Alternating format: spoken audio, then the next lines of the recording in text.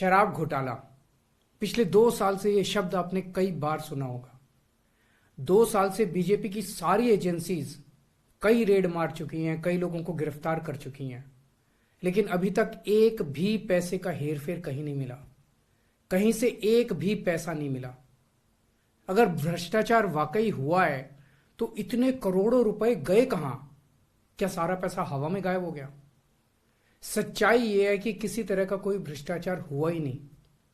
अगर होता तो पैसा भी मिलता। ऐसे फर्जी केस में आम आदमी पार्टी के कई नेताओं को इन्होंने अभी तक जेल में रखा हुआ है।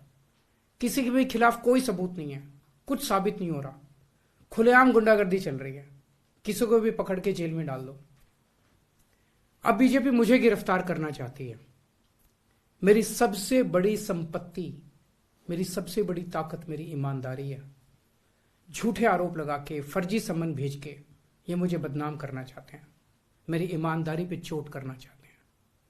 इन्होंने मुझे समन भेजे हैं। मेरे वकीलों ने मुझे बताया कि ये समन गैर कानूनी है। क्यों गैर कानूनी है? ये मैंने इनको विस्तार से लिख के भेजा है। मैंने बताया है कि उनके समन कैसे गैर कानूनी है, लेकिन उन्होंने मेरी एक भी बात का जवाब नहीं दिया। इसका मतलब उनके पास मेरी बातों का जवाब नहीं है। इसका मतलब वे भी मानते हैं कि उनका नोटिस गैर कानूनी है। क्या मुझे एक गैर कानूनी समन का पालन करना चाहिए? अगर कानूनी रूप से सही समन आएगा तो मैं पूरा सहयोग करूंगा। बीजेपी का मकसद जांच करना तो है ही नहीं। इनका मकसद तो लोकसभा चुनाव में मुझे प्रचार करने से रोकना है। ठीक लोकसभा चुनाव के पहले इन्होंने मुझे समन भेजा है। क्यों? इस जांच को चलते 2 साल हो गए। अभी ठीक लोकसभा चुनाव के पहले मुझे क्यों बुलाया जा रहा है? पहले क्यों नहीं बुलाया? सीबीआई ने मेरे को 8 महीने पहले बुलाया था। मैं सीबीआई में गया था, उनके सारे जवाब भी दिए थे। लेकिन अब ये लोग ठीक लोकसभा चुनाव के 2 महीने पहले मुझे बुला रहे हैं। तो बीजेपी का मकसद कोई पूछताछ करना थोड़ी है। इनका मकसद है पूछताछ के बहाने केजरीवाल को बुला लो और उसे गिरफ्तार कर लो, ताकि मैं लोकसभा चुनाव में प्रचार ना कर पाऊं।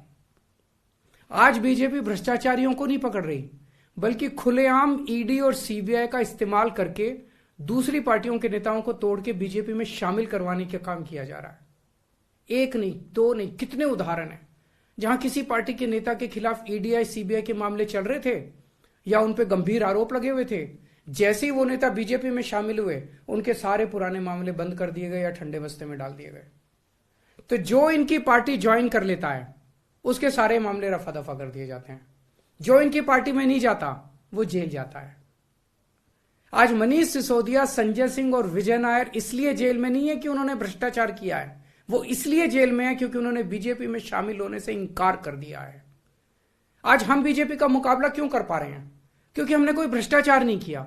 अगर हमने जरा सा भी गलत काम किया होता तो दूसरे भ्रष्टाचारी नेताओं की तरह आज भी हम बीजेपी में शामिल हो चुके होते आज तक।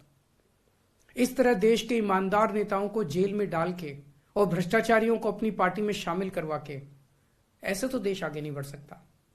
ये क्या चल रहा है? ये जो कुछ भी चल रहा है बहुत खतरनाक है।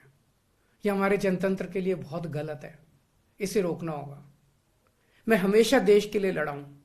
मेरा तन मन धन देश के लिए है। मेरी एक एक सांस देश के लिए है। मेरी खून की एक एक बूंद देश के लिए है। मेरे शरीर का एक एक कतरा देश के लिए समर्पित है। हमें मिलकर देश को बचाना है।